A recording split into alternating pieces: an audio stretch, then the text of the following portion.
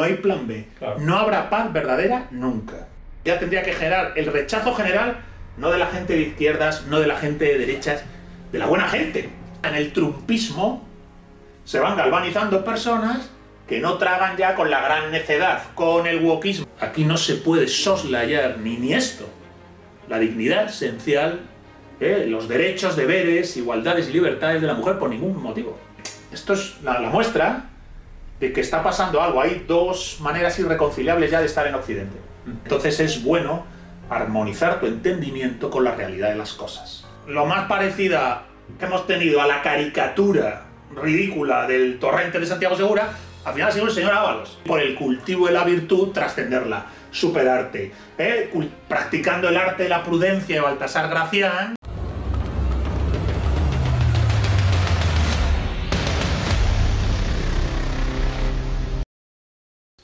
Gonzalo Rodríguez, ¿qué tal? ¿Cómo estás? Pues encantado, me has invitado a tu canal y yo encantadísimo.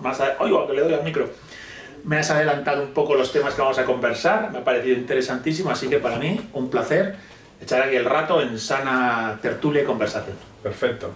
Bueno, en Trabajo de Sombra, que es el nombre que le pusimos al podcast en honor a Jung, por lo que ha supuesto para mí siempre el tratar de buscar qué hay de mí en aquello que me genera fricción, ¿no? Quizá ese fue uno de los cambios o de la mentalidad que más me ha aportado de cara a afrontar la vida de una manera mucho más llevadera, ¿no? Y entonces en el podcast, a diferencia de lo que suele suceder cuando tratamos un tema o cuando invitamos a alguien para hablar de un sector, no solo queremos hablar de las luces, que es lo que se suele hacer, ¿no? Pues al abordar cualquier tema, cualquier persona va al podcast, explica pues lo maravillosa que es la vida y lo bonito que es su sector, y por eso cuando ves un podcast de una persona al final acaban siendo todos más o menos parecidos, porque solo se suele tratar de aquello que se quiere vender, ¿no? Y a mí no me asusta abordar, es lo que me gusta abordar, las sombras de las situaciones, porque ahí es donde uno coge conciencia, donde uno aprende y donde uno crece, ¿no? Entonces contigo, doctor en historia, ya te preguntaré si se puede aprender historia leyendo libros de historia, es una pregunta que siempre me hago. Y bueno, además te gusta mucho el misticismo como a mí, o sea, podemos tratar temas en... Es el argumento de mi vida, no me importa decirlo. Exacto. Podemos tratar... La vida espiritual, la mística, nada es más importante. Exacto. Entonces vamos a poder profundizar en los temas, entonces me gustaría contigo hacer un repaso a toda la actualidad sociopolítica en España, que hay bastante contenido para tratar, pero me gustaría que lo hiciéramos rápido y que no centrásemos ahí el tiro. Después que hablásemos un poco de movimientos que a mí me interesan mucho para estudiar a nivel social, como son el wokismo, el globalismo, la Agenda 2030 y todo este entramado ideológico que se ha conformado alrededor de la izquierda ideológica, incluso el activismo feminista, que a mí me gusta separarlo siempre del feminismo, como comentábamos antes. Después que hagamos un repaso de cuáles pensamos que son las sombras de la sociedad española en general, o sea, cómo vemos a la sociedad española y qué cosas vemos que podrían mejorar la convivencia, hacer mejorar la convivencia. Y por último, que hablemos ambos, que esta es la parte que más me gusta de la conversación que me gustaría tener contigo, que es cómo ha influido la mística en nuestra vida y cómo pensamos que nos puede ayudar a abordar una situación como la que vivimos ahora, que parece que es de gran transformación, ¿no? Entonces, si te parece, empezamos por un poco la actualidad sociopolítica. Perfecto. ¿Cómo ves que está ahora la situación en España? O sea, hemos pasado por la Dana, hemos pasado por los casos que están salpicando de corrupción política, a nivel ideológico. ¿Cómo ves un poco todo lo que está ahora en la actualidad? Bueno, la verdad es que, si no recuerdo mal, me viene así en la cabeza que estábamos con el tema Ábalos, saltó el tema Errejón, saltó la desgracia de la gota fría, y si no me equivoco ha saltado ahora a través de Sánchez el caso de corrupción último que hemos tenido, el fiscal, Aldama, claro, es verdad, Aldama y el fiscal general del Estado, es decir, no salimos de una y entramos en otra. Bien, yo creo que en parte lo que está ocurriendo es que estamos asistiendo en tiempo real a la putrefacción de lo que genéricamente podemos llamar el sanchismo. Sanchismo que además ha venido acompañado, casi desde el primer momento, de lo que coloquialmente se ha venido a llamar la sanchosfera, que son una serie de periodistas y de medios que se las apañan como sea para avalar y blanquear lo contradictorio, incoherente y muchas veces abiertamente disfuncional de la gobernanza sanchista. Entonces, creo que estamos asistiendo en tiempo real a la putrefacción de ese ciclo político. El sanchismo tiene dentro de sí tantas contradicciones, tiene tantas incoherencias, se ha planteado de una manera tan disfuncional que necesariamente tiene que ir llegando a escenarios como el que tenemos ahora. En el cual, ojo, el tema de la corrupción iría aparte. Iría aparte, es decir, para mí es disfuncional que se pacte un cupo catalán con Esquerra y lo haga un partido que dice ser de izquierdas, con el apoyo de otro partido que dice ser incluso más de izquierdas, que es Más Madrid.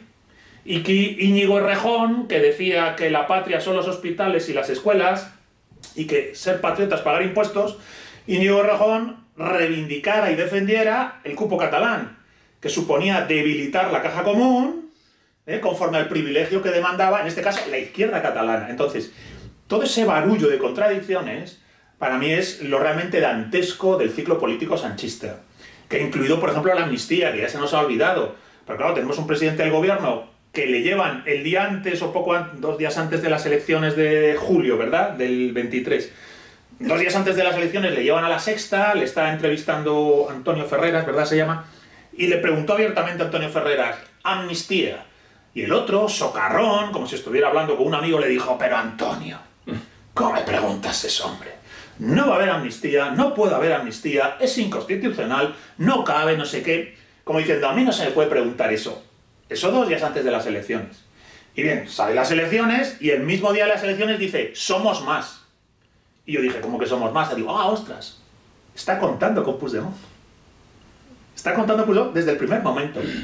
E inmediatamente asume la amnistía. Y digo, mira, si había una posibilidad real de conceder la amnistía porque necesitaras gobernar y tuvieras que hacer de la necesidad virtud, el día que Ferreras te preguntó, tenías que haber dicho, mira Ferreras, no creo en esto ni me convence, pero con tal de gobernar de manera progresista y por el bien de lo que sea, si tengo que pasar por el aro, paso.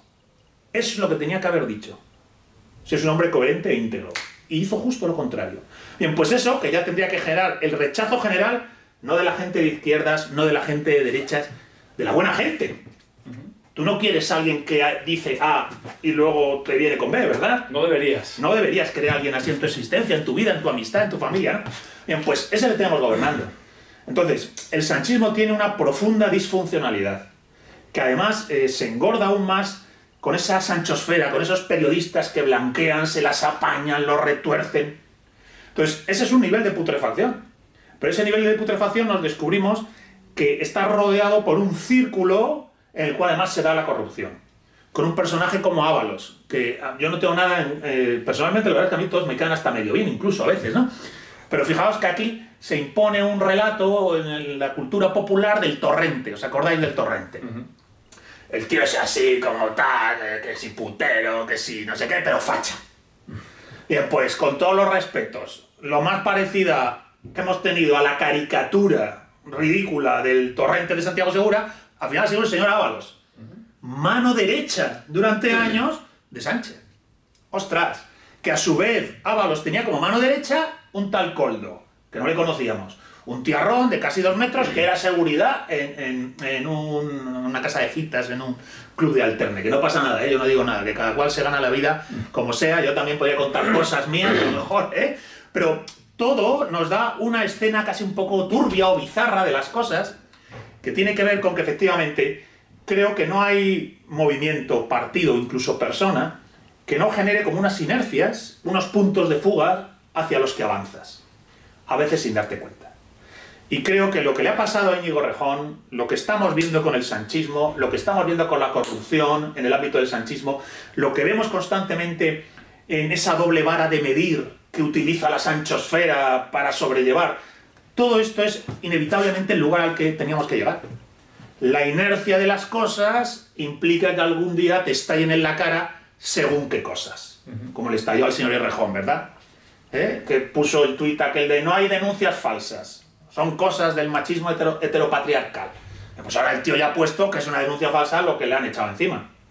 Entonces, creo que asistimos también por un lado, a la disfuncionalidad del sanchismo y por otro lado, a toda una serie de inercias acumuladas, a veces muy turbias, de personas que no tenían la integridad suficiente como para asumir una responsabilidad de gobierno o de política de alto nivel y que nos estallan en la cara.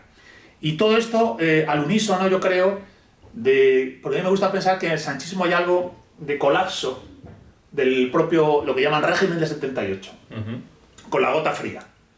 ¿Cómo es posible que haya pasado esto? Es decir, Mazón es un incompetente, le pilla el toro y ya tendría que haber dimitido o ser dimitido por su jefe. Con todos los respetos, Mazón, bueno, pues mira, yo pongo mi cargo a disposición del partido, yo me piro, porque yo no lo he hecho bien. Pero no solo es eso, es que resulta que el gobierno central no interviene de inmediato con el ejército y con lo que haga falta. Y espera a que se le pida porque lo tiene que pedir y el otro no lo va a dar. Bueno, pues entonces estamos mal organizados, señor. Claro. Sea cual sea la organización territorial que nos hemos dado, si no hay respuesta inmediata desde el gobierno central para un estrago como ese, algo hemos hecho mal. Claro. Porque el común de la gente, yo no sé si es que la gente no habla en los bares o con amigos, el común de la gente dice, al día siguiente, yo estoy gobernando, al día siguiente mando al ejército. Todo, he mandado todo. Porque es una desgracia de esas que le puede pasar a cualquiera. Y que te pone un poco en una sensación de, joder, la vida a veces viene así, ¿no? Pues hay que reaccionar. No, bueno, pues Mazón lo tiene que pedir porque hay un protocolo, porque su puta madre. Bien, pues si hay eso, estamos mal organizados. Claro. Y si no hay eso, entonces hay torpeza, malevolencia, incompetencia y las dos cabezas deben rodar. Entonces, bueno, muy someramente, si ya que me enrollo, maldita sea. No, está bien. Creo que estamos asistiendo al cierre de ciclo del sanchismo y de la sanchosfera. Tanto en su nivel turbio de corrupciones, como para mí incluso más grave, su nivel de incoherencia, disfuncionalidad y de lesión del bien común. De lesión de un proyecto común para los españoles, Sánchez dice, vamos a levantar un muro contra los bulos y la extrema, la ultra, la maxi derecha, como quieran llamarla. Bien, ese muro en realidad lo que hace es todo el que no sea nosotros, no es. Claro. No tiene legitimidad democrática ni política. Ni moral. Pues es mentira. Claro. Pues no tiene razón. Entonces, yo creo que asistimos un poco a eso. Y a partir de ahí, bueno, pues la inercia tiene que seguir. Claro. La inercia tendrá que seguir. Y yo creo que es aquellos que puedan y que sean honestos en su labor periodística o de debate o tertulia política, no sé cómo llamarlo, pues tienen que decirlo. Que esto no es de izquierda ni de derechas. O sea, cuando hemos tenido que aguantar aquí a los de Podemos y a Errejón, la patria son los hospitales, la patria son las escuelas, la distribución de la riqueza y pagar impuestos. Bien, pues te sale Esquerra y te dice, sí, todo eso está muy bien. Pero yo pido un cupo catalán que debilita la caja común. Bien, pues te cogen Errejón y te decía, no, la distribución de la riqueza decía, es entre clases, pero no entre territorios. Y digo, anda, coño, no hay solidaridad interterritorial. Y digo, ¿y por qué? ¿Qué pasa? Que Cataluña es ya directamente otra cosa tan distinta del resto que no puede haber solidaridad interterritorial, solo entre clases. Y eso te lo dice el mismo que se indigna si no se pagan impuestos y si se debilita de algún modo la caja común. No, de hecho, ahora Es todo. Entonces, esa disfuncionalidad, esa incoherencia, con un personaje aparentemente tan narcisista, ¿no? Tan sin escrúpulos como Pedro Sánchez, pues nos está llevando a esta situación. Que yo tengo la esperanza de que termine de pudrirse y cuando termine, porque terminará el ciclo sanchista, tendrá que venir otra cosa. Otra cosa que diga, nunca más. Nunca más podemos estar asumiendo este turboprogresismo que ya arranca con ZP, es que llevamos de ciclo ultraprogresista 20 años. Empezó con ZP, se reformuló en Podemos, 15M y demás. Sánchez, que yo no sé si tiene ideología propia o utiliza la que necesita para gobernar, las ha acabado haciendo suyas. Y nos hemos visto envueltos en la narrativa del anti-España, del nacional-separatismo, del ultraprogresismo, del narcisismo aparente casi un poco loco del Pedro Sánchez. Y al mismo tiempo, joder, las corrupciones de Ábalos, que si el hermano de Sánchez, que si el fiscal general del Estado, ostras, pues vaya mierda todo. De hecho, yo creo que cerramos varios ciclos de golpe ahora, porque por un lado cerramos el microciclo de España con el tema de Sánchez, pero por otro lado ya venimos de la deriva y pasamos a ese tema más global o más general, que es el wokismo, el globalismo y la nueva... luego activismo feminista, ¿no? Sí, a mí me gusta mucho separarlo del del feminismo, porque una cosa es lo que digan determinadas activistas feministas en nombre del feminismo y otra cosa es el feminismo propiamente dicho. Exacto. Sí, es que yo creo que si España lleva como 20 años, podemos desarrollarlo más, pero yo creo que lleva como 20 años de ciclo ultra progresista. Empezó con ZP, es el primero que resucita el guerra civilismo, el que dice que hay que democratizar la sociedad con una serie de leyes en las que parece que el debate racional no es posible, porque si contrapones el debate racional a la medida política, te echan el San Benito de facha, de fascista, cuando estás tratando de racionalizar cosas tan graves como pueda ser el aborto, el matrimonio homosexual, etc. Tú tratas de racionalizar eso, es decir, oye, a ver si esto no va a ser racional, pero no se puede. No se puede, te cae el San Benito de facha, etc. Entonces, llevamos como 20 años de ciclo ultra progresista. Tuvo un momento en el que llegó a tener en España verdadera hegemonía en el debate público a través de Pablo Iglesias, de Podemos, eso ya se reventó, pero dejó salpicado el PSOE entero a través de Sánchez. Entonces, por un lado está ese ciclo, podríamos decir, del ultraprogresismo en España, que tiene pinta de que se está pudriendo delante nuestro. Pero es que ese ciclo no es exclusivo de nuestro país. Forma parte de una inercia general que hemos encontrado en Europa, en Estados Unidos. Yo en mi libro, en Hispanofilia, lo llamaba la gran necedad. La gran necedad. Y luego, bueno, pues se ha llamado woke, ¿no? El woke, bien. Pues eso para mí es la gran necedad. Y es un planteamiento que ha ido contaminando todo. El género masculino-femenino, el hombre, la mujer, la inmigración, el globalismo, la idea de la modernidad que debe dar una especie de nuevo giro recalcitrante en lo que popularmente llamamos posmodernidad y que nos lleva a ese activismo posmoderno feminista que lesiona al feminismo. Claro, el feminismo es una cosa que en Occidente es indiscutible. Es la dignidad esencial y radical de la mujer para todos los ámbitos, en igualdad absoluta con el hombre. Eso es una cosa que no se va a discutir.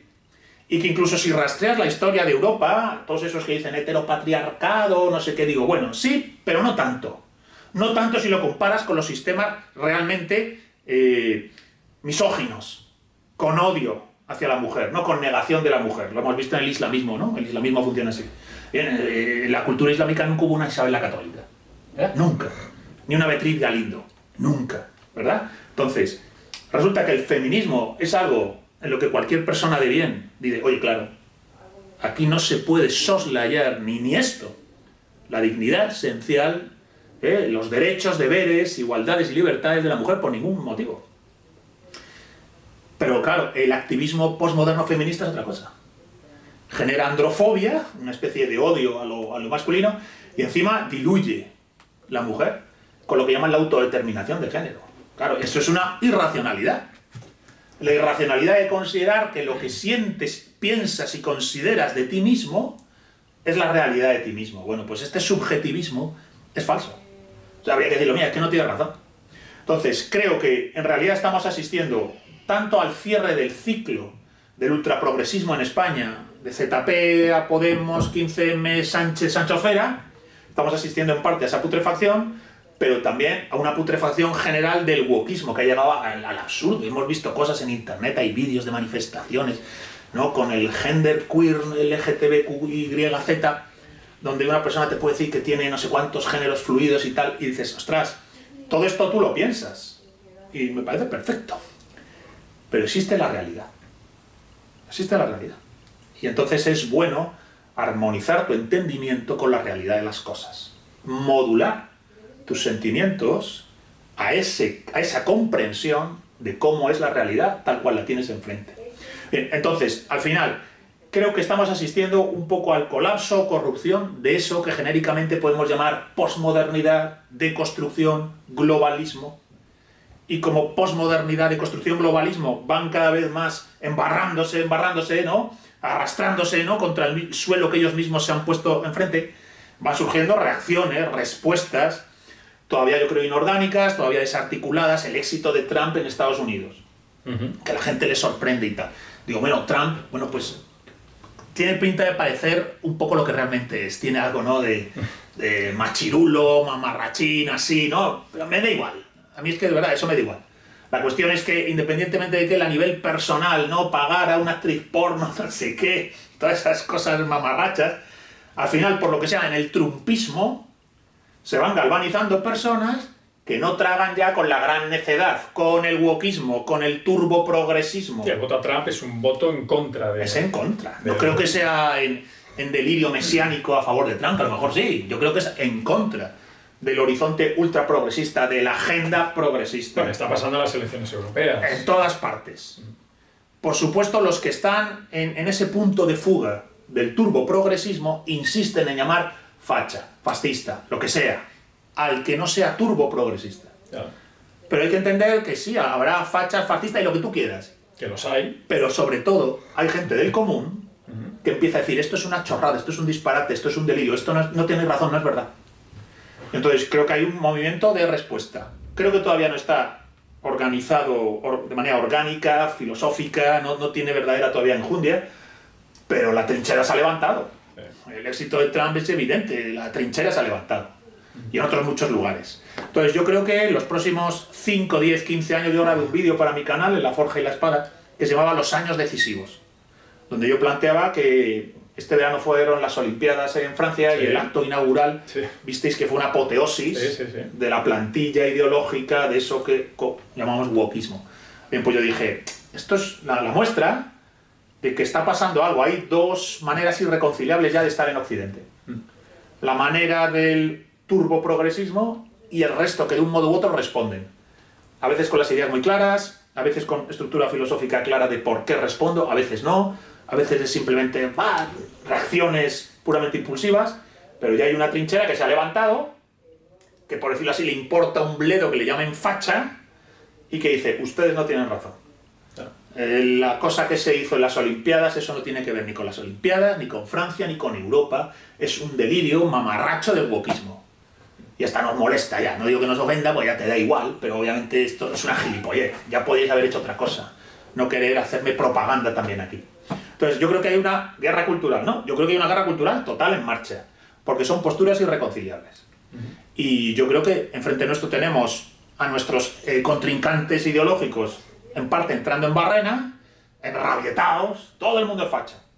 Y al mismo tiempo, los que estamos en la otra trinchera, los que decimos, no tenéis razón, es irracional y es un delirio hacia donde queréis hacernos avanzar, los que estamos en esta trinchera todavía no estamos organizados, pero algunas claves filosóficas, ideológicas, de comprensión de la realidad se van poniendo sobre el tapete con la esperanza de que al final haya un conjunto orgánico capaz de decir, una y no más Santo Tomás. Por ahí seguro que no es.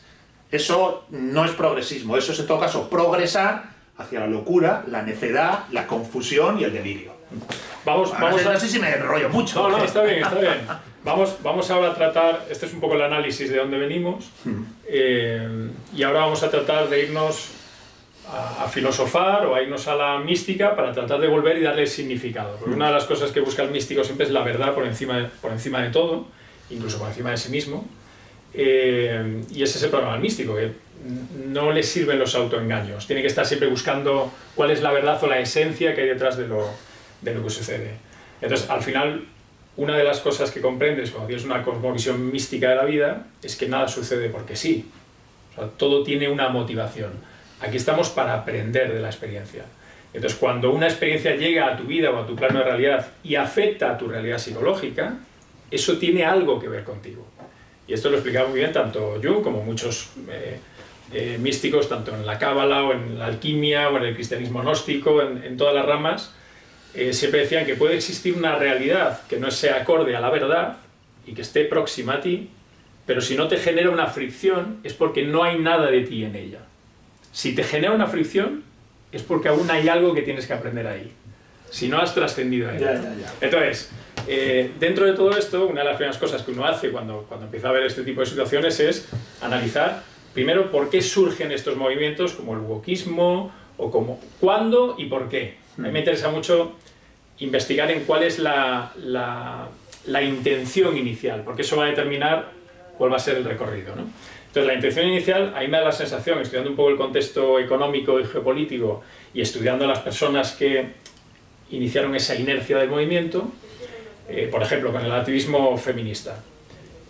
Tú escuchas perfectamente a alguno de los popes de Fort Davos y de toda esa gente que imbricó ese movimiento en la sociedad, cómo ya advertían, a raíz de la inflación y a raíz del sistema económico que tenemos, que es otra mentira con la que tenemos que convivir, Es decir, todos aceptamos que dentro de un billete de 50 euros vale 50 euros, pero en realidad es un papel que los gobiernos, como vemos, pues no paran de imprimir moneda, generan deuda, deuda, deuda, sin límite. Entonces llega un momento que el sistema tiene validez de momento porque creemos en él. Pero de hecho la inflación es un movimiento que tiene que ver con que la moneda cada vez tiene menos valor porque menos gente se la cree. No tanto porque suban los precios, sino porque baja el valor del euro, ¿no? De hecho, si tú analizas cuánto vale una casa hoy, hace 3 años, en lingotes de oro, no ha cambiado el valor. Claro. El problema es la moneda, que es una mentira que está en circulación. Entonces, en determinado momento, sin darnos además mucha cuenta, antes, pues en la edad de nuestros padres, en una familia solo tenía que trabajar uno. Y se salía adelante. Y se salía adelante una familia, y podía irse de vacaciones, y podía comprarse una casa. Y hoy en día, sin darnos apenas cuenta, es imposible. Los dos tienen que trabajar y ya en algunos casos no puedes conseguir una hipoteca ni irte de vacaciones todos los veranos. Entonces, cuando ya se inicia este movimiento, que ellos toman la decisión, determinados grupos políticos o financieros, decir, oye, aquí hay que imprimir, nosotros vivimos como burócratas de puta madre, en el Estado que no falte nunca de nada porque nosotros lo gestionamos, entonces aquí a dar y a vivir bien, y vamos a imprimir moneda y generar deuda, que aquí no va a pasar nada. Eso inevitablemente lleva a una inflación, es inevitable, que ha sido tremendísima desde hace mucho tiempo. Entonces, ¿cuál es la forma de que las personas puedan convivir o puedan sobrevivir a la inflación que viene por delante con nuestros planes? Pues antes solo trabajaba el hombre, pues necesitamos que empiece a trabajar la mujer a nivel profesional y que empiece a traer ingresos a casa, pues si no, no se va a poder soportar esta inflación. Entonces, a partir de ahí, y yo recuerdo que hubo un anuncio de publicidad que tuvo muchísimo éxito de David Ogilvy, que para mí es uno de los mayores creativos de la historia en cuestión de campañas. Hizo un anuncio de Marlboro en Estados Unidos que tuvo muchísimo éxito, que él dijo, bueno, si quiero aumentar la venta de tabaco para Marlboro, una de las oportunidades que tengo es que las mujeres no fuman. Entonces, en vez de hacer anuncios para los hombres, él hizo un anuncio con unas mujeres delante de la Casa Blanca que sacaban un pitillo Marlboro y lo encendían recriminando la igualdad de la mujer con el hombre. Esa campaña tuvo muchísimo éxito, fue quizá la semilla de que más mujeres empezaran a fumar, porque se vinculaba el fumar con esa igualdad, con empoderarse, y a partir de ahí los ingresos de Marlboro a lo largo de muchísimos años se multiplicaron por mucho porque empezó a fumar la mujer. Esto yo creo que fue una idea muy buena que germinó para otras cosas, y entonces determinadas élites, que además, lo bueno que tiene todo esto cuando la gente dice, tú eres un conspiranoico y demás, pero si es que se sienten tan impunes que trasladan sus planes. Es como Antonio Gramsci, que para mí es uno de los mayores genios de la historia, ¿no? De cómo inocular un pensamiento ideológico. Y lo bueno que tiene es que se lo creen tanto que lo transmiten sin problema. Y la familia Rockefeller o algunas otras familias... Sí, hablan abiertamente de ello. Hablan abiertamente de eso. Es decir, está oye, en internet, lo pueden. Sí, tenemos que conseguir que la mujer empiece a trabajar porque los ingresos no están empezando a llegar. Entonces empezaron a invertir ingentes cantidades de dinero en el activismo feminista, que venía de la corriente liberal, que fue la que consiguió todos los logros, con feministas impresionantes, con una cultura, con un nivel y unos discursos y unos libros que son dignos de leer, pero después invirtieron un montón de dinero en el activismo feminista actual, que es más hembrista que feminista, yo creo sobre todo a partir del segundo sexo de Simone de Beauvoir, donde ya empiezan a inocular la parte ideológica, ¿no? Porque al final, si te das cuenta, el wokismo es la politización de las minorías. Todo el rato. Es decir, en el momento que perdieron el debate económico, con la escuela austríaca y demás, dijeron, bueno, pues aquí tenemos que vender el progresismo de alguna otra forma. Entonces, recopilaron todas las minorías y como ahora la gente es más sensible... Y las pusieron en el centro. Y generaron minorías artificiales, te invitan a convertirte a ti mismo en minoría en cualquier momento. Exacto, sí, sí. Exacto. Entonces, al final, si te das cuenta, cuando la intención es esa, que para mí esa fue la intención, eso está inevitable a que se vaya a colapsar, ¿no? Entonces, si lo analizas desde ese punto, lo que consigues es entender un poco el movimiento y ver un poco que la deriva no puede dar mucho más de... Bueno, yo creo que me has mencionado como dos cosas. Por un lado, el tema de la mística, ahora entraremos a él. Yo creo que siempre, no ahora, siempre. Esa es la vía de la fuerza y la invulnerabilidad. El hombre fuerte es el que vive desde la causa y no desde el efecto.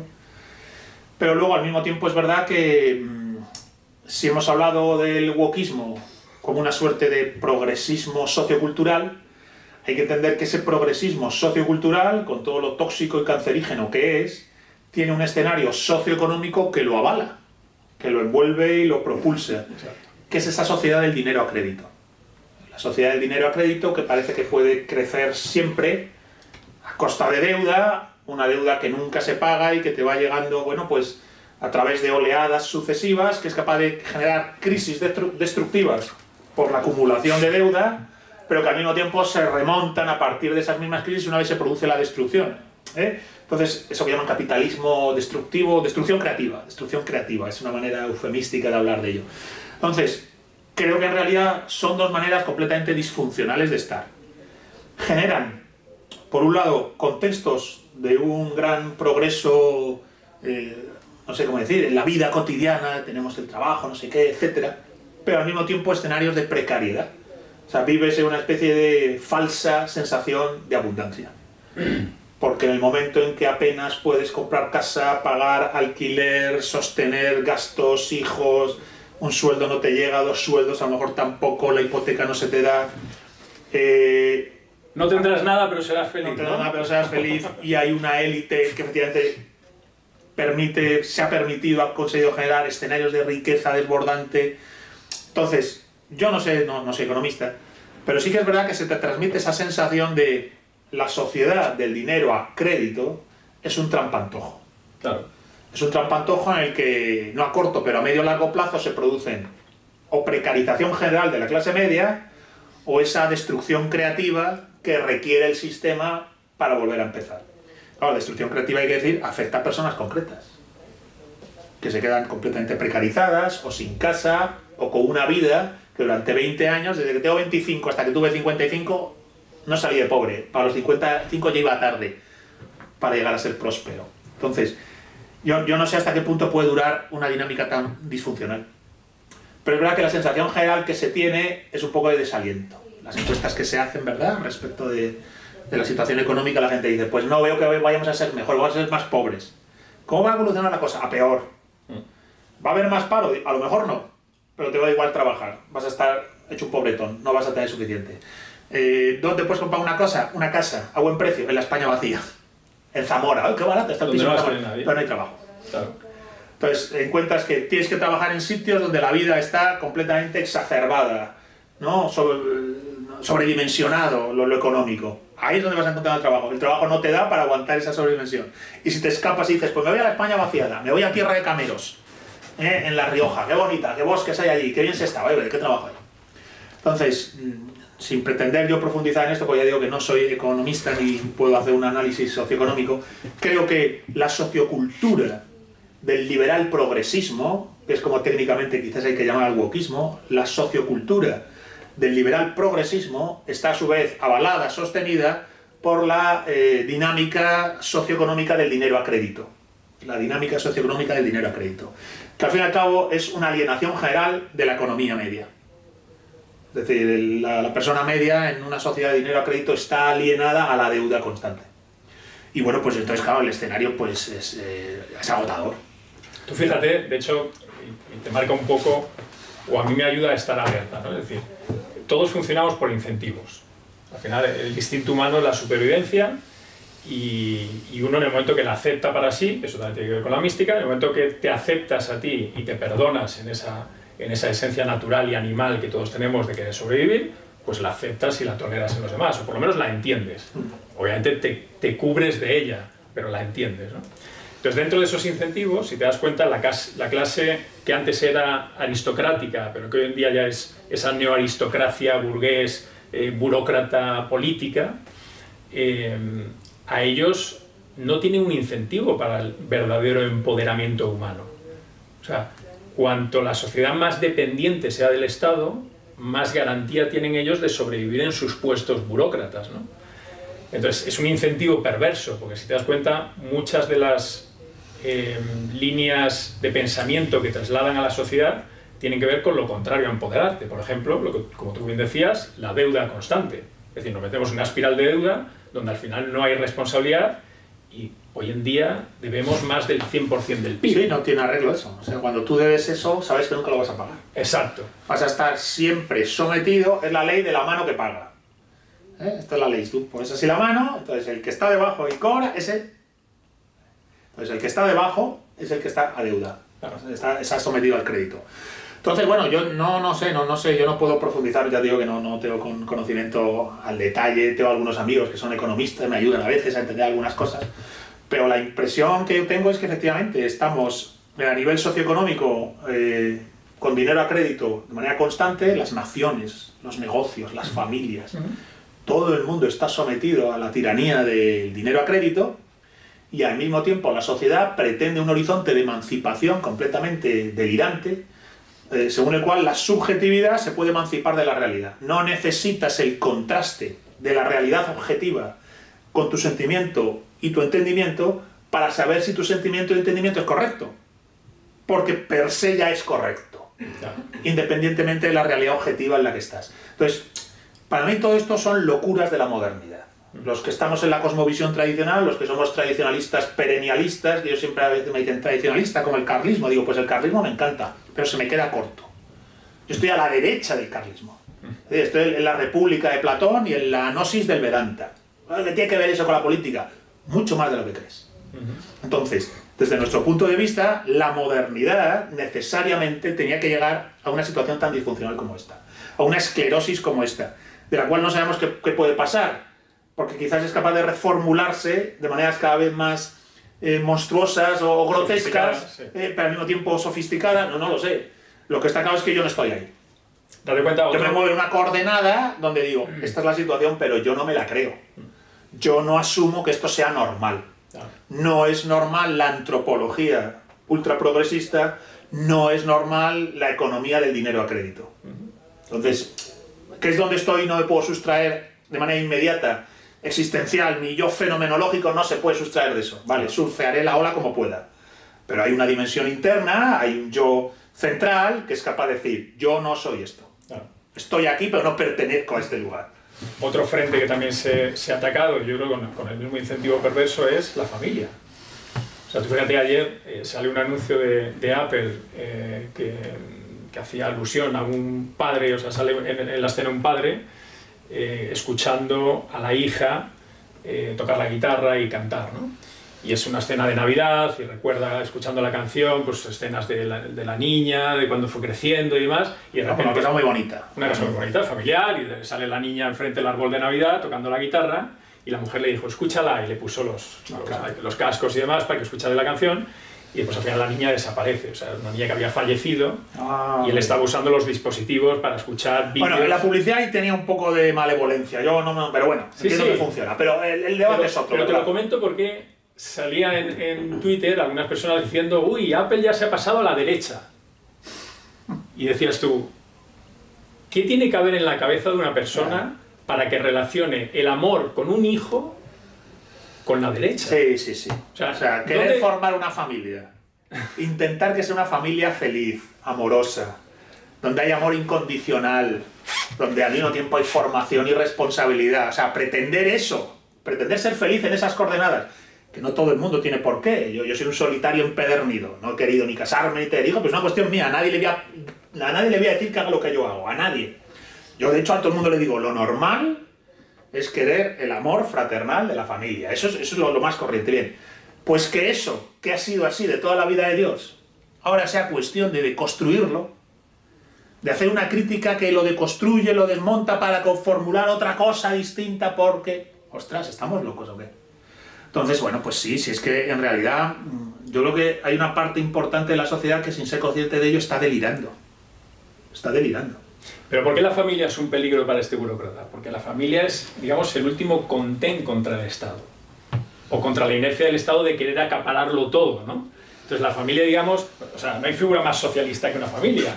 De ayuda, de colchón de seguridad. De aquí siempre puedes venir, siempre se te va a ayudar y se te va a querer incondicionalmente. Exacto, pues el nuevo progresismo, a partir del wokismo y demás, fue directamente en línea de flotación. O sea, lo que pasa es que si hay que emancipar, o sea, si resulta que el sueño de la modernidad es la libertad como emancipación de la subjetividad respecto de todas las cosas, la familia también tiene que quedar atrás. Claro. Tienes que poder emancipar tu subjetividad de la familia. Entonces, creo que en realidad, de nuevo, lo mejor es, lo siento, lo digo así, irte a las coordenadas del tradicionalismo. O sea, los autores tradicionalistas, incluso los del tradicionalismo reaccionario del siglo XIX, del carlismo, Donoso Cortés, ¿no?, etcétera, todos ellos están advirtiendo de lo que va a pasar. Es decir, ellos dicen, el antiguo régimen salta por los aires. Y hasta entendemos que salte por los aires. El absolutismo borbónico ya es una esclerosis, lo normal es que saltara por los aires. Tendría que haberse regenerado desde dentro, no lo hizo. Vinieron desde fuera a destruirlo.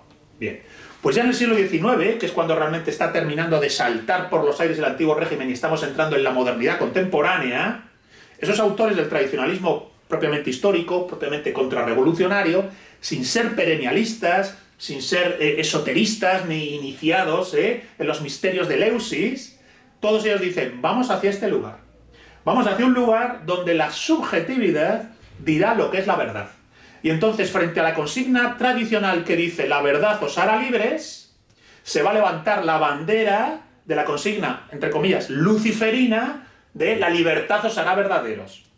El mero ejercicio del libre albur, de la subjetividad de las personas, incluso de las cosas, conduce a la verdad. No hay una verdad anterior al sujeto que permite al sujeto trascender su individualidad y entonces de algún modo acceder a una dimensión supraindividual, desafectada, descondicionada de sí mismo. No, al revés. La verdad está en el desarrollo hasta el final de esa individualidad, de ese yo puramente fenomenológico, de esa mera egoidad, de ese yo existencial, biográfico, que es el que tiene los traumas, las heridas, las frustraciones, los rollos, ¿verdad? Entonces, el resultado no puede ser más que delirante. Entonces, desde la cosmovisión tradicional, bueno, los que me conocen o me hayan visto en mis vídeos, es que queda claro, no puedes afinando el liberalismo salir de esta. No puedes afinando los socialismos salir de esta. No puedes afinando los nacionalismos salir de esta. Llegado a este punto de posmodernidad, globalismo y de construcción, la respuesta tiene que ser actualizar, repensar, profundizar en aquello que surgió en el tradicionalismo. En el tradicionalismo histórico propiamente dicho, contrarrevolucionario, decimonónico, pero el anterior.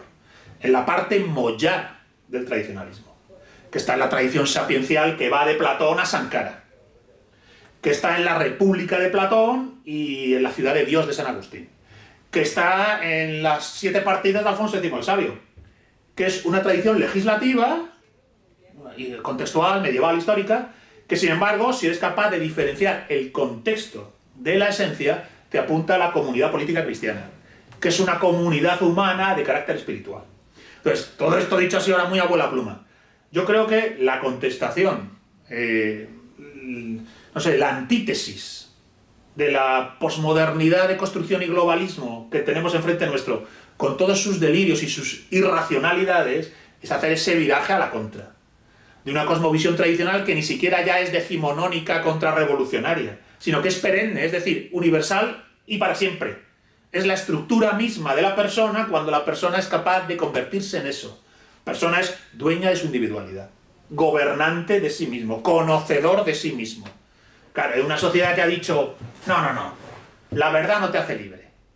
Es la emancipación de tu subjetividad libérrima de cualquier otra cosa lo que te lleva a la verdad. Y pues el resultado es que te va a llevar a la locura, a la irracionalidad, al disparate, a la disfuncionalidad.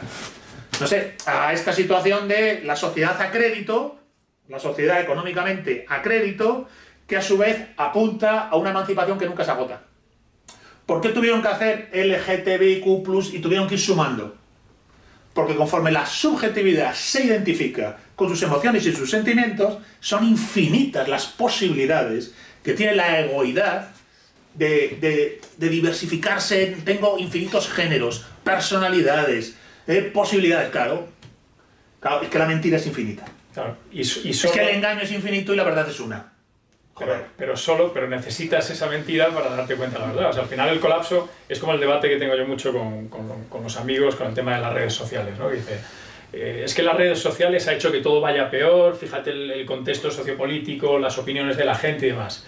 Y yo esto lo hablaba con Mario Conde también en la conversación que tuvimos con él, que en mi opinión tiene que ver con lo que escribió Ortega y Gasset en La rebelión de las masas, que al final cuando muchísima gente que antes no tenía unas inquietudes socioculturales o de tener participación dentro del debate colectivo o no formaba parte de la sociedad civil porque no tenía ese tipo de inquietud, digamos que las personas que tenían debates políticos en aquel entonces eran personas que habían hecho un esfuerzo por adquirir la cultura para acceder a ese debate político. Entonces ya digamos que partías de determinado nivel, ¿no? Entonces claro, la gente cuando dice, joder, es que los políticos de antes eran... Claro, es que los políticos de antes hablaban para la sociedad civil de antes.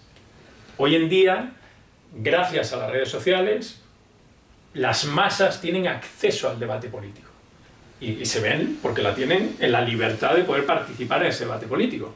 Entonces tú descubres ahora, y además se comprueba, cuando ves el tono de voz del político, cuando habla, notas a quién él cree que está hablando. Ya, entonces, en la entonación, tú notas que parece que le están hablando a niños pequeños. Ya, si te das cuenta, dices, claro, ¿quién me va a creer a mí con lo que voy a soltar ahora? Pues un niño pequeño. Entonces notas en la entonación... Hay una regresión casi intelectual.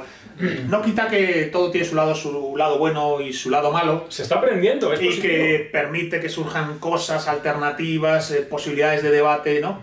Pero es verdad que, no sé si por las redes o por lo que fuera, que la rebelión de las masas se ha cumplido. Exacto. Yo lo que llamo la regresión antropológica, utilizo imágenes de la tradición hindú, que a la gente no le gusta que hable de estos temas. Dice, ¿por qué tiene que usar el término hindú? Bueno, pues porque es una tradición antiquísima, desde la edad del bronce, se mantiene hasta casi la colonización inglesa, se mantiene casi inalterable. Entonces, hay allí perlas muy interesantes que además tienen espejo paralelo con la propia tradición europea. En el caso del platonismo, las líneas de espejo entre el platonismo y el Vedanta son interesantísimas. Pero donde quiero llegar, esa regresión, yo la planteo así, a lo mejor algunos, si me ha visto antes lo saben, está el Brahman, el Brahman. Esto es, aquel que ha trascendido su individualidad, la autoridad espiritual y religiosa. Aquel que está en la dimensión de aseidad, de éntasis de sí mismo. Es el hegemonicón estoico. Tiene una conciencia supraindividual. No está atrapado en ese psiquismo, está embotellado en su mero yo biográfico, empírico, fenomenológico, es capaz de observarlo desde arriba, desde fuera, gobernarlo, dirigirlo, domesticarlo. Bien, la autoridad espiritual y religiosa. El Brahman. Luego está el Kshatriya, la autoridad político-militar. Esto es servir y proteger. Es el portador de la fuerza que sirve y protege al que no tiene fuerza. Entonces, la dimensión de la autoridad político-militar, el Kshatriya. Bien, pues del Brahman al Kshatriya hay una caída. La jerarquía correcta es el Kshatriya, capaz de entender y obedecer a aquel que tiene la dimensión espiritual realizada, el Brahman. Claro, debajo del Kshatriya está el Vaishya, que es la autoridad logística, económica, material.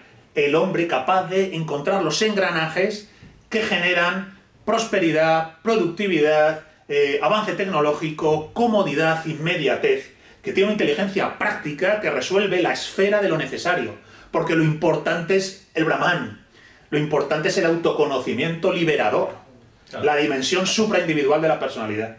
Pero lo necesario es que, bueno, pues habrá que pagar esto, sobrevivir, tener una casa, el Vaishya.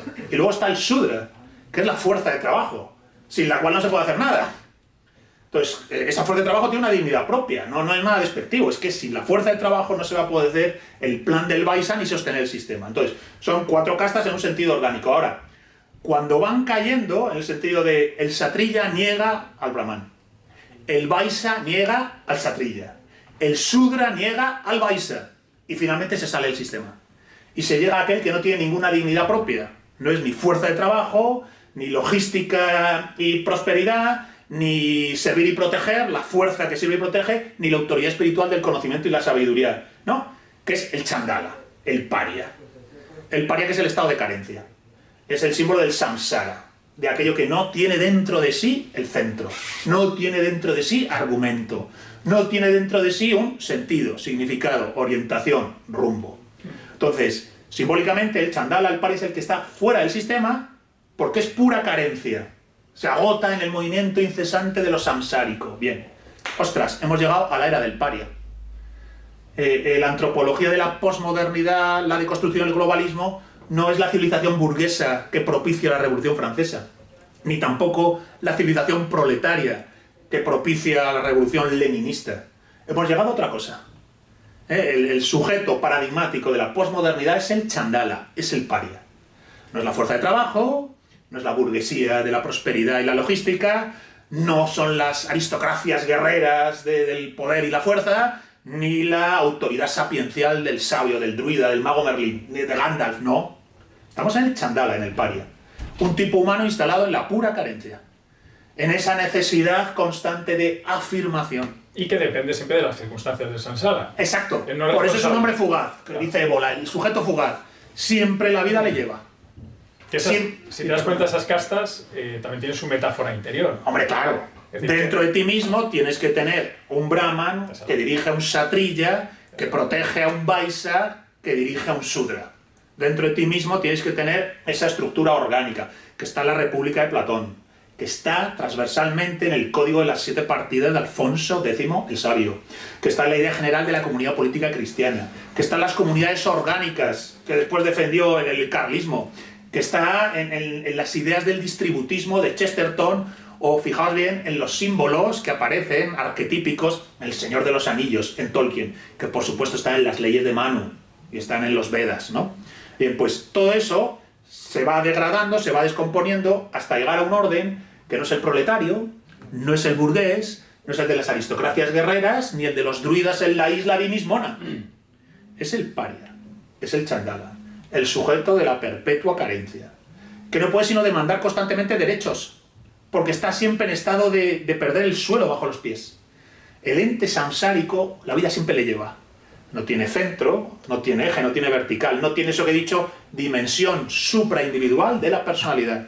Conciencia supraindividual. Soy capaz de mirar mi psiquismo, soy capaz de gobernar mi campo mental. Soy capaz de decir, este soporte psicofísico y emocional en el que vivo, es mi yo más inmediato y externo. Pero hay un yo central que puede despertar, muscularse, hacerse presente y dirigir el carro de caballos de Platón. El carro alado del platonismo, el auriga del carro alado de Platón. Esa idea platónica, oye, que es que la rastreas en todas las grandes tradiciones sapienciales. Todas, sí. En el taoísmo también aparece de manera muy interesante. Entonces, eso es lo que está más sacado de la ecuación. Por eso digo, cuando dices la mística, bueno, el término místico a veces puede ser confuso, se pueden usar otras palabras, pero para entendernos, si queremos decirlo así, mística, bien, yo digo tradición sapiencial. La cosmovisión tradicional es lo más antagónico a la modernidad. Porque el argumento primero de la cosmovisión tradicional es construir ese hegemonicón. Ese sujeto que es dueño de sí, que tiene aristeia, que es de la antigua Grecia. Es capaz de, a través de las quesis, llegar al arete, y desde el arete al agathos. El agathos, que es el bien central. De tal modo que la vida pasa, y te pasan cosas, inevitablemente, y todo es samsárico, así que todo lo que viene algún día se va, todo lo que llega algún día se termina, lo que emerge después se destruye, y todo es impermanente, transitorio y efímero. Lo primero, tu propia vida. Y sin embargo, hay algo en ti que se ve desafectado, y aquí sí, liberado, emancipado del samsara. Entonces, cuando la verdad te hace libre, tú quedas desafectado de esa dimensión samsárica de las cosas.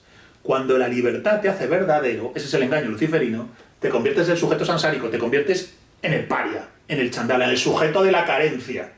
Que en el budismo se dice dukkha, la sed que no se paga. ¿No? Buda te dice, no vas a dejar de estar así, no vas a dejar de estar jodido, no tienes arreglo. Claro. Estás en una sed que no se agota, porque eres solo esa sed. O te sometes a una disciplina de autoconocimiento al modo de Apolo, conócete a ti mismo y conocerás a los dioses y al universo, y estableces esa dimensión de aseidad, de éntasis, o seguirás siendo un sujeto samsárico, un chandala. Dependiente. Por llevarlo un poco Perdona más... que me enrollo. No, está muy bien. Pero por tratar de llevarlo para personas que quizá nos puedan ver esta conversación y a lo mejor nunca hayan tenido un contacto con el misticismo en general, que no tiene nada que ver con la religión. Bueno, tiene cosas en común, pero no... Ahora diremos algo sobre el misticismo, porque es una palabra que puede ser a veces confusa. Sí.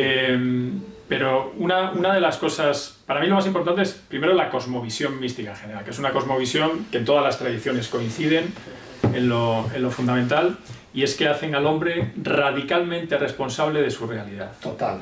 Entonces, claro, esto te cambia por completo la visión de la Además, realidad. perdona que te interrumpa, radicalmente responsable de lo que más te afecta. Exacto. Que es tu campo mental. Exacto. Principalmente de lo que más te afecta. Lo que más te afecta es qué es eso que tienes aquí en tu campo mental, que es una mezcla de psiquismo y emociones, que además entran en círculos y en bucles de retroalimentación. Exacto. Entonces, al final, si te das cuenta, claro, cuando empiezas a introducirte en este tipo de conocimiento, de autoconocimiento, lo primero que te sucede es que te dicen, oye, lo que te comentaba al principio de la conversación, ¿no? Si hay una fricción que llega a tu realidad psicológica, es un espejo siempre que trata de mostrarte algo que no está centrado en ti. Porque si está centrado en ti, no te va a generar una fricción. Vas a saber ponerle los límites y vas a seguir navegando, pero no te va a generar una fricción con la que te vas a enganchar, ¿no?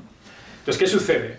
Que cuando lo típico, pues tienes una decepción con un amigo, o con una pareja, o con, Sí. pues antes de introducirte en la mística, uno dice, ah, pues qué cabrón, o, ¿no? Empiezas a señalar y a juzgar a todo el mundo, pero cuando te introduces en este tipo de conocimiento y lo pones a prueba, que yo es lo que me fascina de la mística, que a diferencia de la religión, la mística es experimental, es práctica. Es que ves los resultados. En tiempo real. Exacto. A Jung me gusta mucho la última entrevista que le hicieron cuando le preguntaron, ¿pero tú crees en Dios? Digo, llevo un montón de tiempo experimentándolo, no necesito creer en él, Claro. ¿no? Entonces, cuando tú pones a prueba, oye, me llega una situación, para que la gente entienda un poco el día a día de un místico, ¿no? Me llega una situación, algo con un amigo me ha generado una fricción. Bueno, pues el místico se olvida de señalar y se pone a hacer un trabajo introspectivo de decir, oye, ¿por qué me habrá pasado esto? O sea, ¿qué he hecho yo antes? ¿Con qué intención iba? Y empiezas a rasgar y te das cuenta de que muchas de las cosas o de las ideas que tú tienes sobre ti mismo y sobre lo que haces de manera un poco inconsciente, debajo esconden mierda. Y esconden cosas que no están equilibradas en ti, o intenciones que son egoístas, o intenciones que no son sanas, ¿no?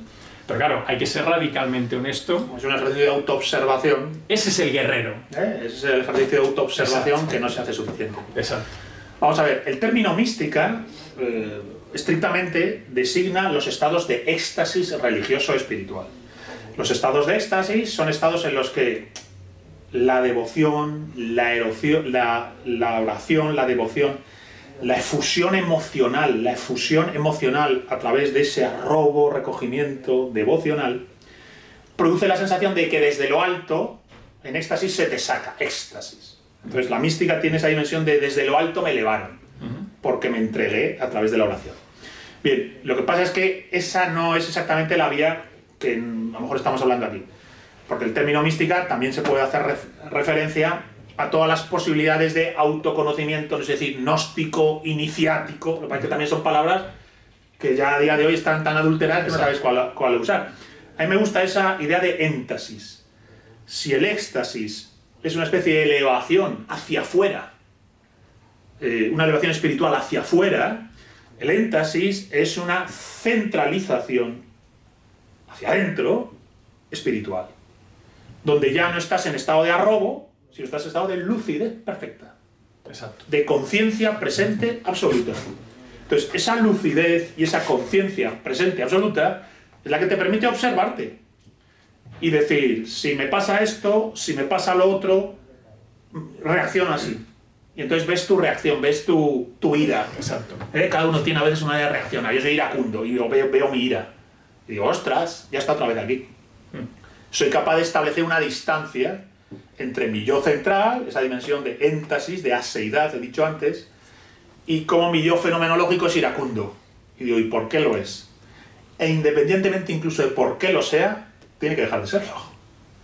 Tío, Tengo que modular, o por lo menos lo controlo. o que no me afecte, que no me arrastre. Exacto. Que pueda verlo, contemplarlo y decirle, bueno, está muy bien, pero ahora vamos a hacer lo que debe ser hecho. Exacto. Que es capaz de anteponer la acción de vida a la reacción emocional que te provoca la situación que tengas enfrente tuyo. Entonces, claro, estamos cambiando ahora de tema porque estamos hablando de lo que llamo la disciplina integral. Claro. Que es la disciplina que te integra la personalidad de manera sólida, firme, en realidad invulnerable. Y una de las cosas al hilo de esto que sí me gustaría afirmar y que la gente lo tenga claro, que cuando empiezas a hacer este ejercicio, por eso es una cuestión que no le tienes que decir a nadie, oye, tienes que creer en esto. No, vale, practícalo, claro. Practícalo. Y no te hacen caso, no te hacen caso, te sí, pero descubres, cuando lo pones en práctica, si alguien decide ponerlo en práctica, que en el momento que empiezas a hacer este trabajo y empiezas a llegar a conclusiones sobre ti mismo que estaban escondidas y que empiezas a descubrir, ya no es solo que haya una mejor gestión psicológica de las reacciones ante la misma circunstancia, es que deja de llegar la circunstancia. Llega, es que es deja mágico. de llegar, te desafectas. Es que es mágico. O sea, En lo que antes provocaba salpullido, inflamación emocional, lo que antes te provocaba una inflamación emocional del tipo que fuera, ya no te lo provoca. exacto. Pues como Has generado una especie de elevación. Exacto. Yo diría que has elevado ontológicamente el centro de tu personalidad. Entonces, como esa elevación ontológica del centro de tu personalidad te ubica por encima de lo puramente samsárico, dejas de ser una persona afectada. Por eso es tan interesante cuando estudias las grandes vías iniciáticas, las grandes disciplinas sapienciales, como todas apuntan a ese estado de lo descondicionado, de invulnerabilidad interior, de libertad interior. Es decir, estoy liberado de aquello que en mí me arrastra. Estoy liberado de aquello que en mí me preocupa o me inflama. De hecho, estoy tan liberado que lo gobierno, lo regulo, incluso lo saco de la ecuación. Entonces estás en ese estado de aseidad, de perfecta mezcla de conciencia y acción. Porque la acción que llevas a cabo desde esos estados de conciencia presente es una acción pura, desafectada del resultado. No estás pendiente de si gustas, no gustas, llegas, no llegas, recibes feedback, no recibes feedback, te sale bien, te sale mal. Lo que haces es una acción pura, lo que debe ser hecho, debe ser hecho. Una acción puramente abnegada, vacía de cálculo individual. Entonces, por eso digo que quien quiera la acción pura y absoluta debe cultivar hacia adentro, si es una acción hacia afuera, la conciencia supraindividual, la conciencia presente, los estados de centralidad y verticalidad. Por eso me decías que a veces hablas con la gente, ¿no? Y dices, oye, que yo no te digo que te lo creas, que lo pongas en práctica. Es que yo digo que están los persuadidos y los retóricos. La persona retórica quiere que de manera dialéctica, en una conversación, con argumentos racionales y con algún soporte quizás emocional en el planteamiento, quede convencido de algo. Claro, ese convencimiento igual un día se va con otro argumento, con otro, con otro. La persona retórica tiene una solidez relativa. El hombre persuadido es invulnerable, porque lo que ha hecho ha sido practicarlo. Ha dicho, mira, no voy a entrar ni siquiera en si me creo o no me creo nada. Voy a hacer lo que debe ser hecho para establecer ese espacio de conciencia presente desafectada. Quiero cultivar esa dimensión supraindividual de mi personalidad. Quiero experimentar esa elevación ontológica de mi personalidad que me permite gobernar el ente samsárico. El yo puramente fenomenológico, Gonzalo, pues una historia diminuta que va a cumplir 50 años de aquí en unos meses y que, bueno, cuando era niño no sé qué, luego le pasó esto, luego estudió, le echaron del cole. Pequeñas miserias que no son nada en comparación con esa lucidez, conciencia presente, que ve las cosas tal como son y que hace lo que debe ser hecho, independientemente de incluso el resultado de lo que debe ser hecho, que a lo mejor te viene bien, mal o regular, ¿no? Pero que lo que debe ser hecho, debe ser hecho. Entonces, esa es la verdadera fuerza. Claro. Nada hay más fuerte que esa, entre comillas, mística. Porque no vives ya en el mundo del efecto, estás en el mundo de la causa. Exacto. Incluso de la causa primera. Pues yo digo elevación ontológica. Estás en una causa central. Y claro, eso te da esa dimensión de fuerza, de presencia, de carácter, de tranquilidad, de una especie de calma profunda, invulnerable. Incluso en la tensión del estrés, dentro de ti, ¡pum! La mónada invicta, que decían los neoplatónicos, está ahí. Pura luminosidad, presencia, rectitud. Pero claro, esto es disciplina. Claro. O sea, no se llega a esto sin disciplina. Por eso yo reivindico ascesis y arete. Ascesis y arete. ¿Lo quieres? Entrena. Claro. Tendrás que practicar las disciplinas de la mente, de la acción, del discernimiento, del recogimiento y la oración, del cuerpo, de la relación con la naturaleza. O sea, te tienes que disciplinar completamente. Lo siento, tío. Claro. Es un camino que no es para blandear. Si lo que quieres es ser feliz y pasarlo bien, no serás feliz. No lo pasarás bien y, por supuesto, no recorrerás este camino. Pero si te importa un bledo ser feliz, si te importa un bledo pasarlo bien, si no quieres disfrutar de la vida, si todo eso te parecen mentiras y gilipolleces, si lo que quieres es ser fuerte, entonces sigue este camino. Y resulta que siguiendo este camino descubrirás que eres feliz, te lo pasas bien y disfrutas de la vida como el resto de la gente, por lo general, no consigue.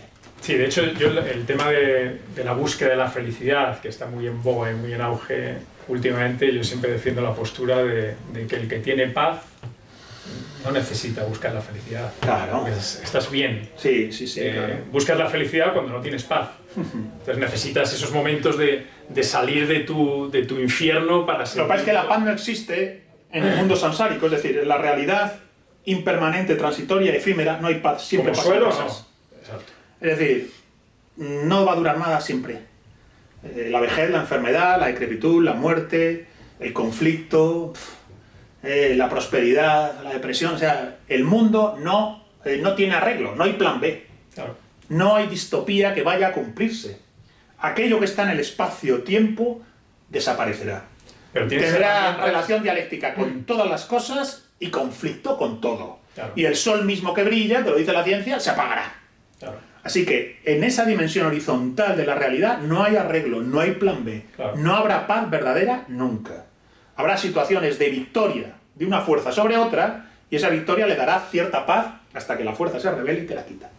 Ahora, si ocurre dentro de ti es diferente. Exacto. Si has conseguido esa dimensión de aseidad, entonces sí. Entonces dirás, vendrá lo que tenga que venir. Claro. Y la vida será a veces buena, mala, regular. Y a veces será más pacífica, menos pacífica, y a veces irá todo bien, a veces irá todo regular. Pero pase lo que pase, yo soy. Estás en el estado de yo soy, ¿verdad? Sivoham, ¿no? Se dice en la India, Sivoham. Bueno, pues ahí estás. Que es el ágazos que decía del platonismo, ¿no? La consecuencia de las quesis es la arete, la consecuencia de la arete, el ágazos. Y el hombre del ágazos es invulnerable. Por supuesto le pueden matar. Y puede pasar hambre. Y le pueden pasar penurias. Pero a nivel interior, nada te turbe, nada te espante, la paciencia todo lo puede, quien a Dios tiene, nada le falta. Claro. Santa Teresa de Jesús. De hecho, si te das cuenta, Gonzalo, y ahora, si nos llevamos esta cosmovisión al inicio de la conversación, donde hablábamos un poco de la actualidad sociopolítica española, ahí es cuando es muy interesante observar, en base a las cosas que suceden, qué se está tratando de enseñar con todo lo que está pasando, ¿no? Y te sirve para conectar con las sombras de la sociedad española. O sea, una de las cosas que sucede en España, bajo mi humilde visión, es que somos, por términos generales, más pasionales que racionales, somos más femeninos que masculinos, me refiero a nivel más energético, arquetípico, y entonces por eso pasan cosas como que en España es imposible tener un debate político con alguien que tiene ideas distintas, pero somos el país del mundo que más donaciones de órganos hace. ¿Y qué ha pasado de Valencia? El Estado falla, porque el Estado no sabe, Sánchez, que si lo mando, que si me piden, que si lo tengo que mandar, y la gente se va con una generosidad increíble a echar allí lo que haga falta, de horas y de trabajo. Exacto. Entonces, en el momento que entiendes que la sociedad española es así, todas las lecciones que se nos vienen como sociedad para hacernos crecer tienen que ver con la falta de razón, con la falta de poner las cosas de estructurarlas, ¿no? Sí. Y al ser más pasionales respondemos mucho más al miedo. Por ejemplo, los debates pues, en España a nivel político, pues, o rojo o azul, o izquierda, o sea, es todo absolutos, o blanco o negro. Yo si voto a la derecha toda mi vida. Sí, es como un equipo de fútbol, es para siempre. Exacto, soy fanático. Y además confío en los políticos. Es decir, una persona que dice, que a mí es algo que me hace bastante gracia cuando... Normalmente la derecha siempre tiene la soberbia intelectual y la izquierda siempre tiene la soberbia moral. Porque yo siempre he vinculado la izquierda con la derecha con el padre y la izquierda con la madre, ¿no? O sea, la derecha es más el orden, el inmovilismo, la tradición y demás, y la izquierda es la protección, la empatía, la compasión. Bueno, son complementarios entre sí. Si es así, sería complementario y no tendríamos más problemas. Exacto, ¿no? Exacto. ¿Qué sucede? Que cuando yo no soy capaz de dejar de votar a mi partido de izquierdas por muy mal que lo haga, porque tengo miedo a que venga la ultra mega super derecha, no estás haciendo las cosas bien. Estás tirando piedras contra tu tejado y al igual en el otro ahí lado. Ya estás perdido. Si lo haces así ya estás Entonces, perdido. el problema es, por un lado, estamos muy consumidos por el miedo y no nos permite tener una visión más racionalista de las cosas, y por otro lado entendemos o pensamos que no podemos sacar nada en claro de ideas que no son las mismas que las nuestras.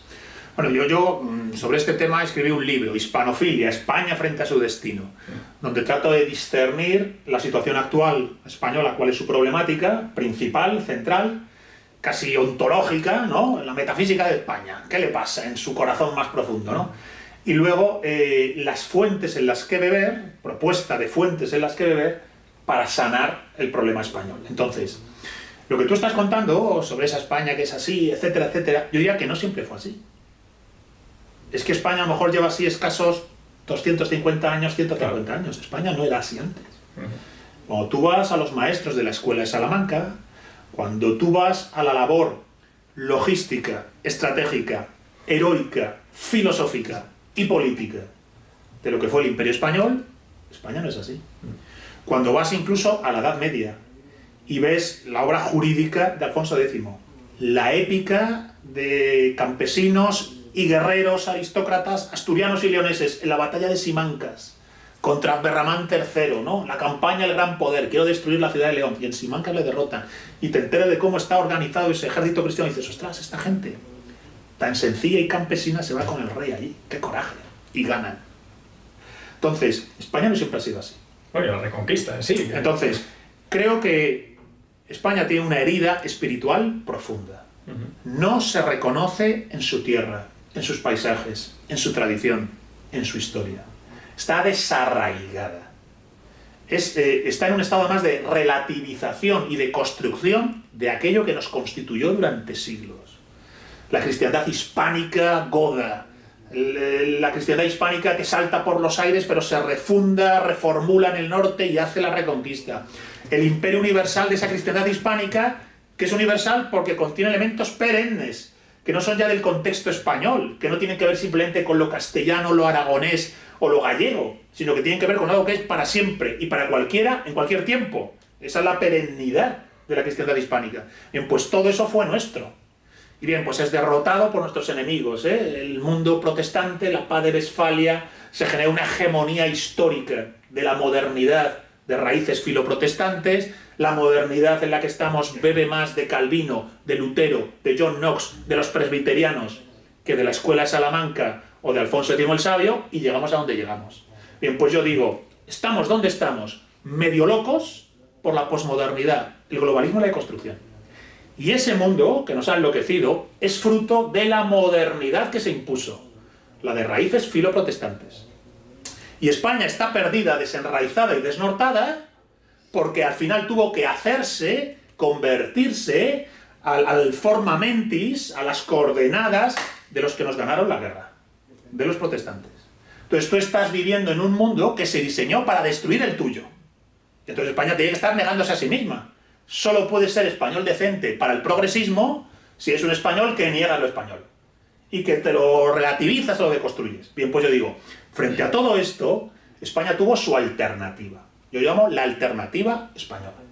Una posibilidad de progreso científico-técnico, de modernidad en un sentido más inmediato y lato de la palabra, que tenía sus raíces no en la herejía filoprotestante, en el subjetivismo luterano, no en el dualismo calvinista, ¿no? Con todo ese desarraigo que hay en el calvinismo, ¿no? Solo me queda la riqueza. ¡Ostras! Estoy predestinado y solo me queda la riqueza. ¡Qué locura! Bien, está mucho más cerca del arete de la Grecia clásica, el catolicismo español, que ni uno solo de los cristianismos heréticos del siglo XVI. Entonces yo digo, hay que contestar a esa locura de la posmodernidad. Y no lo vamos a contestar con el liberalismo, con el socialismo o con el nacionalismo, en sus distintas variantes. Hay distintos liberalismos, distintos socialismos, distintos nacionalismos. Ninguno nos sirve. Vamos a contestar con la cosmovisión tradicional. Y lo vamos a encontrar no ya en el Vedanta, en el Tao Te Ching o donde queráis, que también, sino sobre todo y por encima de todo y en primer lugar, en la cristiandad hispánica. Y sobre todo en lo que tuvo de perenne la cristiandad hispánica, que nos permite esa dimensión central, vertical de aseidad y al mismo tiempo un contexto real histórico. Somos españoles. Descendemos de los hombres y mujeres que hicieron las gestas del siglo de oro, las gestas también artísticas del siglo de oro. Cuando lees a Quevedo, el estoicismo en Quevedo, el senequismo de Quevedo. Bien, todo eso es nuestro. Entonces yo digo, beber en las fuentes originales de la identidad y tradición española para contestar la locura posmoderna. No necesitamos ser liberales, ni socialistas, ni nacionalistas, porque además ninguna de esas tres cosas nos resuelve el sitio al que hemos llegado. El sitio al que hemos llegado es consecuencia de algún modo de esas ideologías. De aquí se sale yendo a las fuentes de la tradición. En nuestro caso, de esa cristiandad hispánica, que además, como tuvo una dimensión perenne, pudo ser universal. Y de nuevo puede volver a ser universal si cómo somos capaces de conectar con esa vertical de perenneidad que tuvo la cristiandad hispánica. Entonces, yo creo que, al final, España está jodida porque está desenraizada. Está desenraizada porque se ha hecho a vivir en las coordenadas de, entre comillas, quienes nos ganaron la guerra. Y solo cabe ser español negando España. Bien, pues frente a eso, decir, mira, yo no voy a seguir así. No voy a estar desenraizado. No voy a ser posmoderno. No voy a estar deconstruido y no me creo el globalismo. No me creo la civilización a la que hemos llegado a partir de una causa-efecto que, bueno, por poner una fecha, arrancaría con la derrota española en la paz de Westfalia. Yo apuesto por la alternativa española. Reencontrarnos con ella, comprenderla, profundizarla y hasta donde se pueda, actualizarla. Primero en nosotros mismos, que nos va a dar salud mental. Nos va a dar cordura, nos va a dar realismo, nos va a dar grandeza de horizonte, nos va a dar verticalidad interior. Primero hacia adentro, nada te turbe, nada te espante, la paciencia todo lo puede, quien a Dios tiene, nada le falta. Y luego hacia afuera, en una dimensión primero de reconquista, de restauración de quiénes somos. Hemos dejado de ser quienes somos, volvamos a ser quienes somos. Primero de reconquista y después de ese imperio, en el sentido de proyección de lo perenne en lo universal. Y para mí ese debe ser el horizonte de trabajo, pues, de la España de bien. O mejor dicho, no de la España de bien, de la España que quiera sanar. De la España que quiera sanar. Pues ese debe ser el horizonte de trabajo. Sí. Yo al final, cuando te pasa en el círculo de amigos o familia, ¿no?, que hay personas que te dicen, oye, ¿y qué se puede hacer? De hecho, últimamente se escucha bastante movimientos por redes sociales de, oye, hay que formar un partido nuevo. Y tal.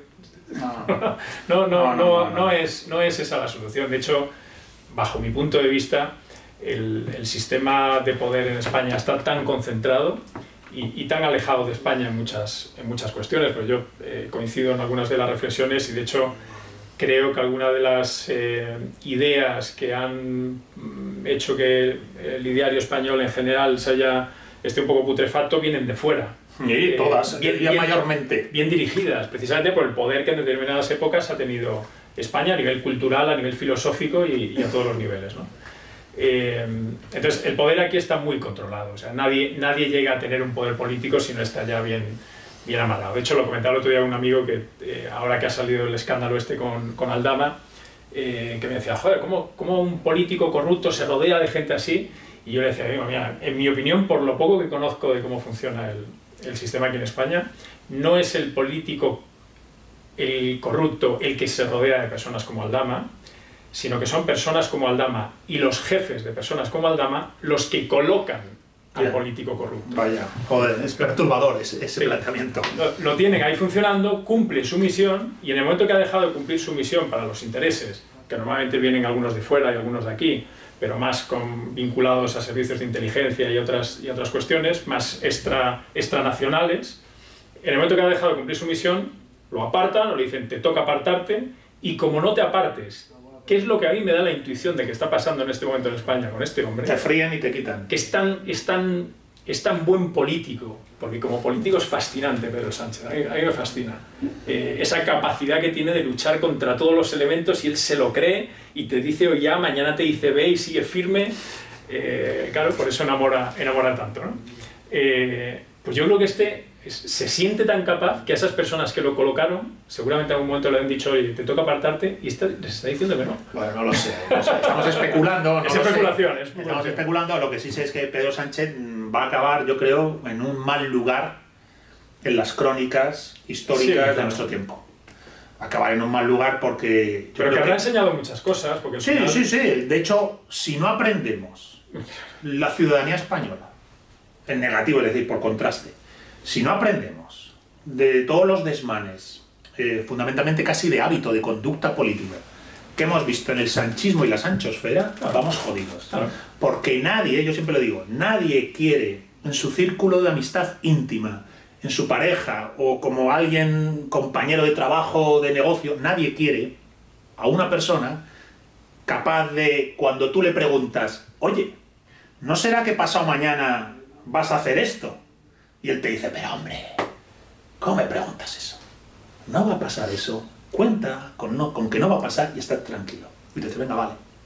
Y a los 3 días lo hace. No. Nadie quiere a alguien así cerca, ¿verdad? Bien, pues eso es lo que hizo, insisto, Pedro Sánchez. Cuando le dijeron, ¿qué va a pasar si te piden amnistía? Y dijo, no, hombre, no. No cuentes de coña. Y luego coge y lo hace. Entonces yo digo, oye, de verdad, que si tú eres una persona íntegra, tú le dices, no creo que esa sea la mejor manera y por mí no lo haría nunca. Pero si con tal de gobernar porque viene el fascismo o lo que fuera, tengo que hacerlo, lo haré. Esa es la respuesta de una persona que merece la pena. Entonces, solo por esto deberíamos pensar en serio si no será ya hora de que la ciudadanía en general, empezando por la gente del PSOE, diga, este tío fuera. Claro. Este tío fuera porque no se puede ser así. No se puede levantar la bandera de que la patria son los hospitales y los colegios y tragar con la demanda de un cupo catalán por parte de Esquerra Republicana. Cuando la evidencia empírica es que es casi una cosa que ves, como quien echa garbanzos en un vaso. Y uno te dice, no, yo ya no voy a echar esos garbanzos. Yo ya me guardo los míos. Y luego tú vienes, dialogamos y te doy ya veré cuántos. Eso es debilitar el bien común. Nadie de izquierdas puede asumir eso. De hecho, es más fácil que Rayo, el liberal, ¿verdad?, diga, eso está bien, que cada palo aguante su vela. Bien, pues eso es lo que pacta Sánchez, ¿no? Con los que, ostras, estamos locos. Entonces, creo que se han cruzado líneas que deberían, en algún momento, al común de la ciudadanía española, de izquierdas, de derechas, hombres y mujeres, a todos, decir, no podemos nunca más volver a estar en un marco de hábitos políticos como los que hemos visto con el sanchismo y con la sanchofera, con la burbuja de periodismo que se las apaña para blanquearlo todo, poner paños calientes y tirar para adelante. No, viven de ello. No, Viven de ello. Ya, pues no se puede ser así. Claro. Eso no es ser periodista. Ostras, Claro. Claro. Pero bueno, al final, volvemos a lo de antes. ¿Qué tipo de...? Porque yo con la gente que es crítica con los políticos, es que los políticos, el problema son los políticos. Digo, los políticos, a mi modo de ver, y si has tenido este proceso de autoconocimiento, así lo tienes que discernir, son un reflejo de la sociedad, son un espejo de las sombras de la sociedad que gobiernan. Entonces, mientras tú tengas una sociedad que tenga pensamientos como ha habido hasta ahora de si un político es de izquierdas es bueno. Sí, Bueno, pues eso lo dijo Garzón, creo que era, ¿verdad? Exacto. Si tú tienes ese pensamiento... Y si se corrompía es que en realidad no era de izquierdas. No era lo suficiente de izquierda, exacto. Entonces, si tú tienes un pensamiento tan infantil...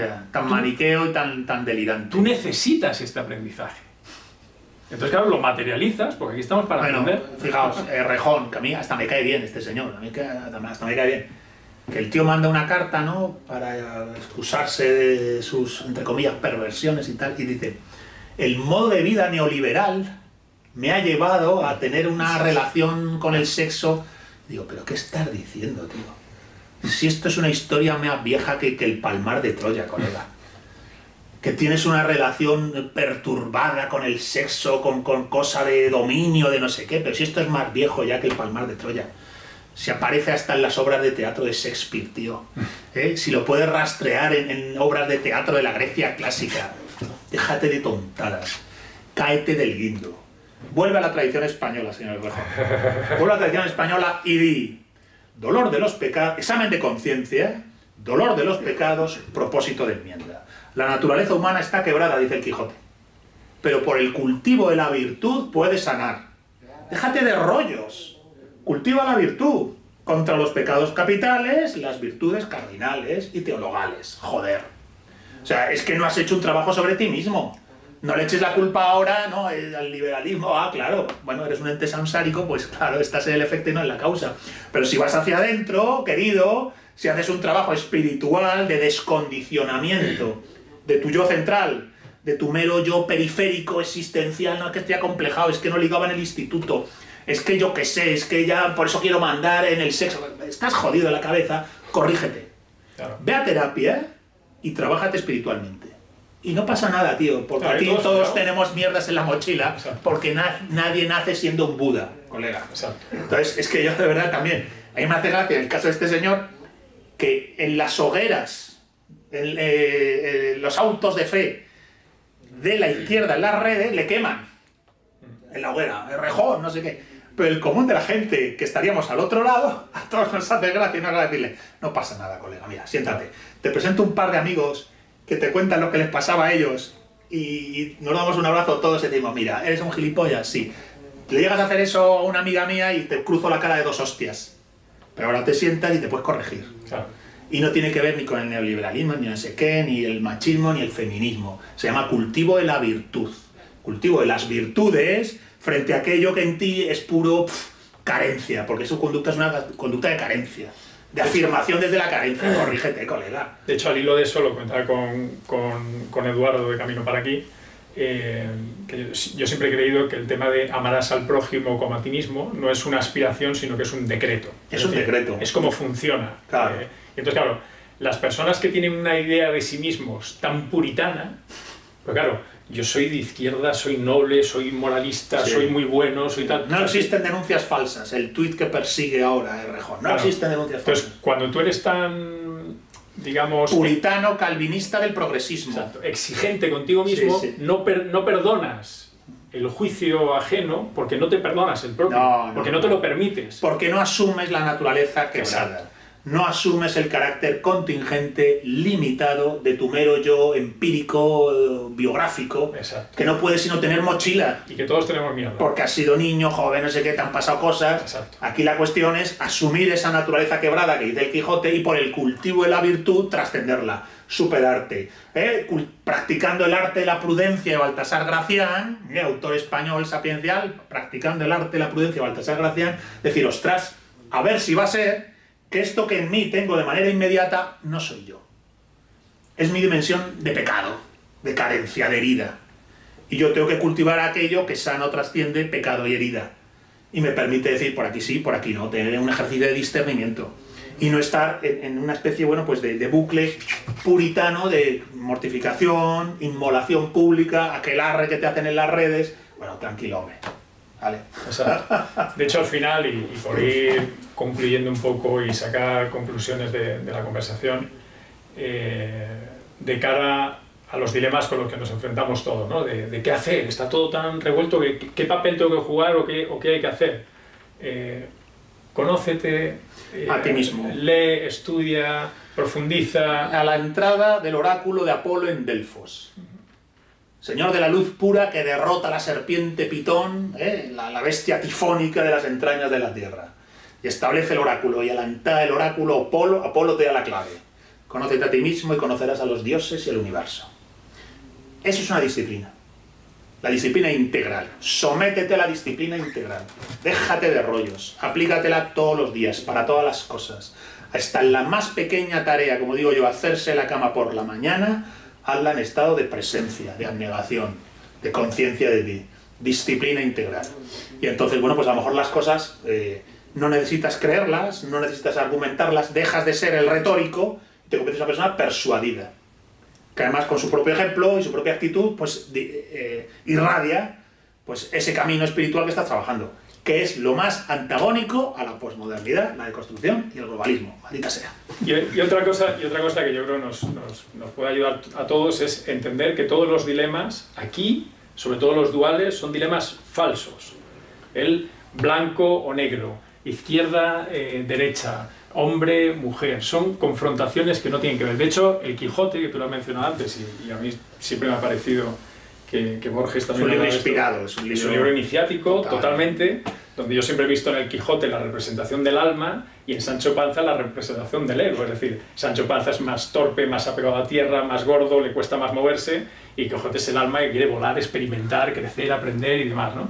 Y te das cuenta como en el camino juntos es cuando uno por el otro aprenden los dos y sacan la esencia, porque no hay solo una verdad.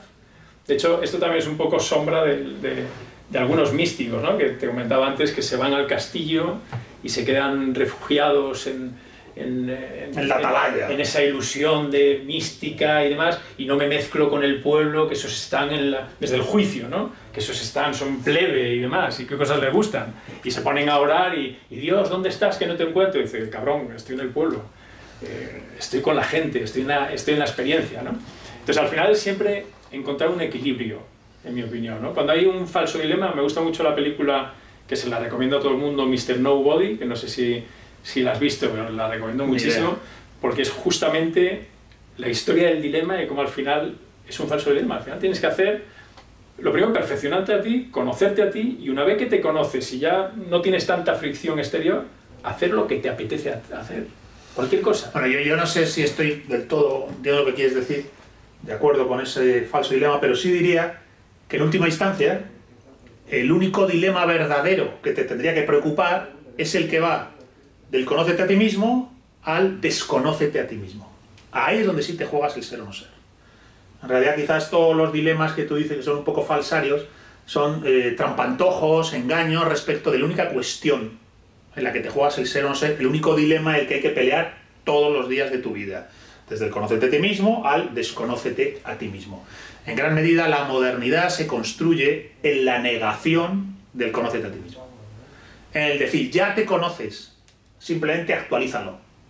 Que la libertad te haga verdadero. Que la libertad te haga verdadero. Claro, ya sabes quién eres, que la libertad te haga verdadero. Exacto. Pues lo contrario, es decir, no, eso es ignorancia. Es la verdad que te hace libre, conócete a ti mismo y conocerás a los dioses y al universo. Exacto. Gonzalo, un placer. Fuerza y muchas honor, gracias. señor. Yeah.